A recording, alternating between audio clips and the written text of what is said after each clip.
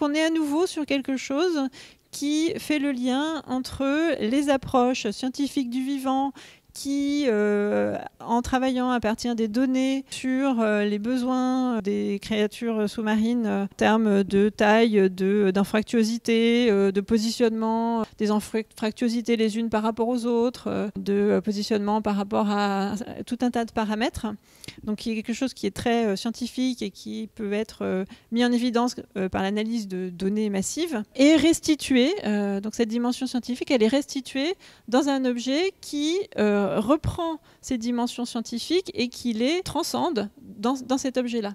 Donc, qui fait d'un constat scientifique une démarche, qui transforme un constat scientifique dans une démarche de conception et de conception architecture, entre l'architecture et l'objet d'art. Donc, on passe par un paramétrage, par une logique algorithmique à nouveau pour générer la forme et tous les percements qu'on voit dans ces œuvres-là. Et puis par un mode de fabrication aussi, qui est lui aussi lié au numérique pour arriver à produire cet objet-là.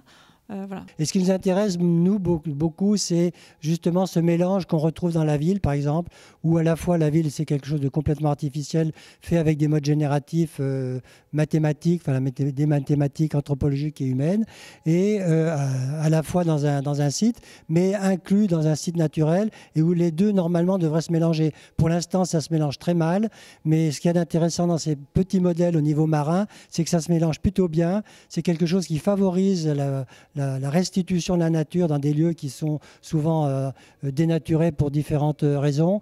Et quand on l'applique à la ville, c'est un phénomène qui est intéressant parce qu'effectivement, quand on s'imagine qu'une ville pourrait être, avec des procédés de ce type-là, quelque chose qui aide à régénérer la nature à côté, ça pose des questions très intéressantes et ça résout aussi des problèmes.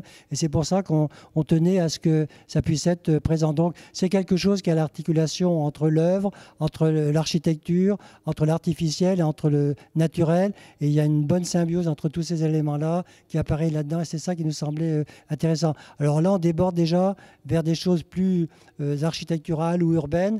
Et c'est justement parce que ça ouvrait ses portes qu'on trouvait que ça avait toute sa place dans le cadre de cette exposition qui est plus liée typiquement à l'art. Je suis Xavier Lagurgue, je suis architecte, enseignant-chercheur à l'ENSA PVS. Mon sujet de recherche concerne le vivant sur le bâti, aussi bien à terre, où je travaille sur le rapport de la végétalisation au bâti, que dans le milieu sous-marin, où là je travaille sur ce qu'on appelle communément des récifs sous-marins. Et l'œuvre que je présente aujourd'hui, est une des réalisations de récifs sous-marins qui a été fait dans un projet de recherche financé par la Fondation de France qui s'appelle Safran. Donc l'expérience se situe dans le parc national marin du golfe du Lion, qui est partenaire du projet. C'est un projet scientifique donc avec un multipartenarial, plusieurs laboratoires de recherche, économie, biologie marine, et puis des partenaires privés. Et l'on a fait une proposition, effectivement en architecture paramétrique, où l'enjeu pour le volet scientifique, c'est d'avoir un paramétrage des volumes produits qui permet de mettre en relation la complexité du volume produit avec les observations empiriques sur le terrain, c'est-à-dire le comptage des juvéniles, le comptage des poissons qui se fait en période régulière, la façon dont c'est colonisé et la façon dont, en fonction du lieu où on est situé, on a ou pas des comportements observables en quantité. L'enjeu étant, au fond, pour les pêcheurs, de mesurer la pertinence et l'efficacité des dispositifs immergés. Alors, pour arriver ensuite, donc la complexité justifie l'outil numérique et l'impression 3D, qui était un choix sur un matériau PLA biodégradable, donc qui va se dissoudre progressivement dans l'eau. Mais une fois encapsulé avec des différents organismes marins, on va avoir un phénomène de dissolution à l'intérieur et une forme d'encapsulage et de coque à l'extérieur. Donc ça, c'est ce qui est escompté.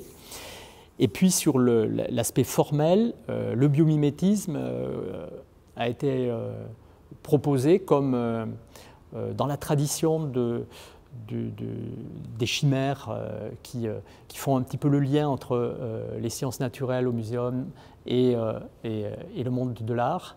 Le biomimétisme vient apporter à celui qui regarde l'objet, surtout dans un milieu dont l'altérité est forte, un sentiment d'étrangeté, un doute. Et l'enjeu est de ne pas savoir ce que l'on voit. L'enjeu est de ne pas être en mesure de mettre un nom sur ce que l'on a observé. Donc ce qu'on appelait un torus pardus, c'est un volume de Thor qui a été déformé de façon aléatoire et sur lequel, avec les équations de Turing, on appliquait un mapping de percement de type motif panthère, donc torus pardus. Et ce percement-là, en fait, va permettre à l'ensemble de la faune juvénile et des petits poissons d'avoir des parcours extrêmement différenciés à l'intérieur de ce volume qui lui-même a une forme de complexité destinée à permettre à des prédateurs plus gros de s'enraguer sous le chapeau de l'objet. Donc un travail assez complexe à la fois dans l'élaboration, dans la coordination avec d'innombrables partenaires, dans l'élaboration du cahier des charges avec les biologistes marins, dans la réalisation enfin. Et on va procéder là à la belle saison, à la première campagne de comptage qui va permettre de mesurer les effets de colonisation pendant l'hiver et l'automne dernier. Voilà. Et puis on va avoir les premières visites de plongeurs en palanquet pendant l'été qui vont nous donner les premiers résultats.